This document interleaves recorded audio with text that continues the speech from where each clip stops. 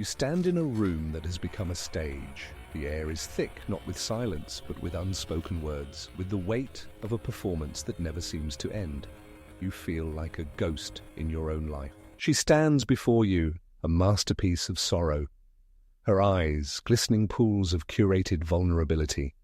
Her voice is a soft melody of pain, weaving a story where she is the eternal victim, and you, somehow, are the unwitting villain.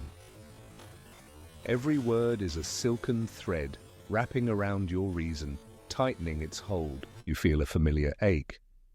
A confusion so deep it feels like a fog, blurring the lines between what is real and what this is the covert narcissist's theater. Unlike the bombastic male counterpart, her power isn't in the roar, it's in the whisper.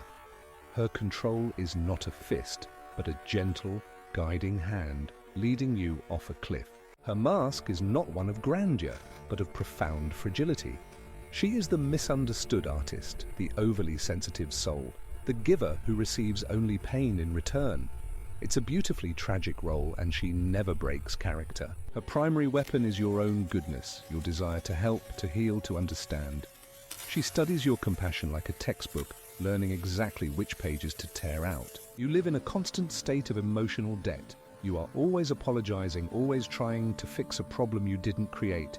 You give and give, pouring yourself into a vessel with a hole in the bottom. Here is the truth. The female narcissist's greatest fear is not being abandoned. It is being seen, truly, deeply and accurately seen, for what she is behind the mask. Her entire identity is a construct, a fragile house of cards built from manipulated perceptions and borrowed virtues. Think back. Remember the misunderstandings, the circular conversations that left you dizzy and apologizing for things you never did.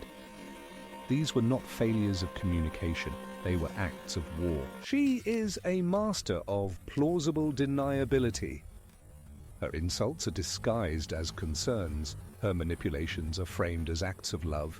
She poisons the well and then offers you a glass of water with a look of deep compassion. Let's take a case study. Call them Eleanor and James. Eleanor was the perfect partner.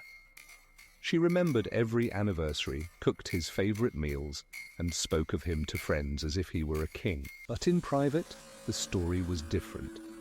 If James had a success at work, Eleanor would develop a sudden, mysterious illness that required all of his attention.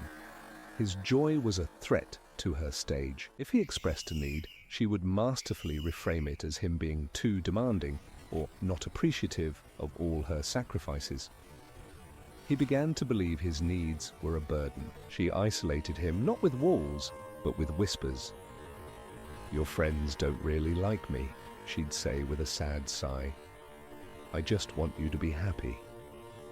Soon his world had shrunk to a cast of one. Her. James was dying of thirst in the middle of an ocean.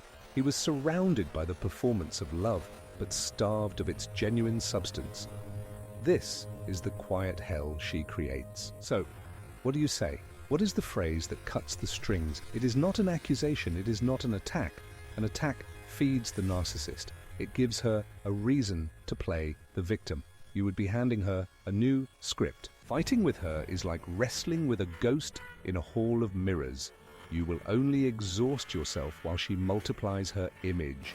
You cannot win the game by playing her rules. The key is to remove yourself from the audience, to stop reacting to the performance, to show her with chilling calmness that you are no longer watching the play. The phrase must be calm, detached, an observation, not an opinion. It must be a simple statement of fact that reflects her pattern back to her, without the emotional fuel she craves. After another circular argument, after another bout of manufactured drama, you let the silence settle. You look at her, not see the pattern now. That's it.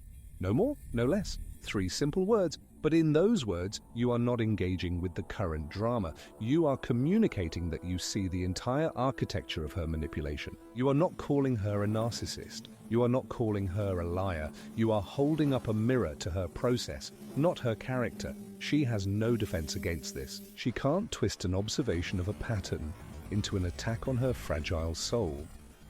She can't play the victim because you haven't claimed to be one. You have simply stepped outside the illusion. Watch what happens next.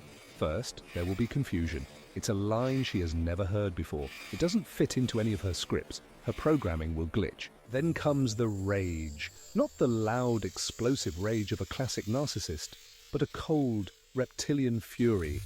Her eyes will change. The warmth will vanish, replaced by something flat and ancient.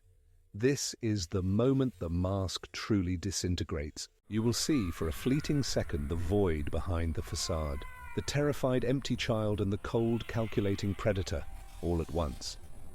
It is a deeply unsettling sight. She may try to regain control. She might lash out or suddenly revert to the most pathetic victim you have ever seen. But the magic is gone. The spell is broken. You can now see the strings. This is not about destroying her.